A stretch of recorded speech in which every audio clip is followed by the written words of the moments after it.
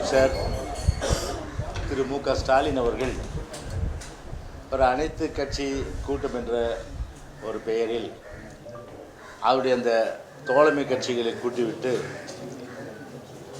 அதன் அடிப்படையில் அனைத்து கட்சி கூட்டம் நடைபெற்றதாக மார்த்தட்டி கொள்ளுகின்ற அந்த செய்திகள் எல்லாம் ஊடகங்களை நீங்கள் பார்த்திருப்பீர்கள்.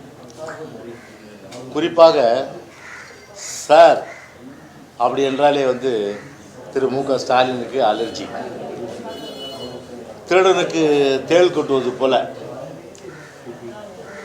இஞ்சி தின்ன குரங்குகள் போல எப்படி முகம் சொல்லிக்கும் அந்த மாதிரி பார்த்தீங்கன்னா இன்றைக்கி சார் கண்டு ஒரு அச்சப்படுவதும் பயப்படுவதும் இன்றைக்கு ஒரு தேவையில்லாத ஒன்று என்ற நிலையில் இருக்கின்ற ஒரு சூழ்நிலையில் ஒரு மக்களை திசை திருப்ப வேண்டும். அதன் மூலம் ஒரு தவறான தகவல் கொடுத்து ஒரு பெரிய அளவுக்கு ஒரு வாக்குகள் பெற வேண்டும் என்ற அந்த எண்ணத்தோடு திட்டமிட்டு ஒரு பொய் பிரச்சாரத்தை திரு மு.க. ஸ்டாலின் அரங்கேற்றி வருகிறார் என்பது நாடறிந்த உண்மை. பொதுவாகவே தேர்தல் ஆணையம் ஒவ்வொரு வருஷமும் சுருக்கமுறை ஆணையம், சுருக்கமுறை திருத்தம், தீவிர சுருக்கமுறை திருத்தம், இது ரெண்டுமே பண்ணுவாங்க. இது வழக்கமாக நடைபெற ஒன்று. அதே போன்று 10 ஆண்டுகளுக்கு ஒரு முறை ஸ்பெஷல் இன்டென்சிவ் ரிவிஷன், அதாவது SIR, தீவிர சுருக்கமுறை திருத்தம், அதாவது ஸ்பெஷல் சிறப்பு தீவிர சுருக்கமுறை திருத்தம், ஸ்பெஷல் இன்டென்சிவ் ரிவிஷன். இந்த ரிவிஷன் 10 ஆண்டுகளுக்கு ஒரு முறை பண்ணுறது வழக்கம். ஆனால் கடந்த 2002-04 ஆண்டுகளிலே இந்த SIR என்று சொல்லக்கூடிய சிறப்பு தீவிர திருத்தம் செய்யப்பட்டு அதன் பிறகு நடைபெறவில்லை. ஏன்னா 2002-2004 ஆண்டு காலகட்டத்தில் யார் மத்தியில் அன்றைக்கு ஆட்சியில் பிஜேபி அமைச்சர்களே அன்றைக்கு அங்கம் வகித்தது திராவிட முன்னேற்ற கழகம். ஏன்னா அப்போல்லாம் அதை சாரை எதிர்க்கலை. கிட்டத்தட்ட 49,000 வாக்குகள் அன்றைக்கு நீக்கப்பட்டது.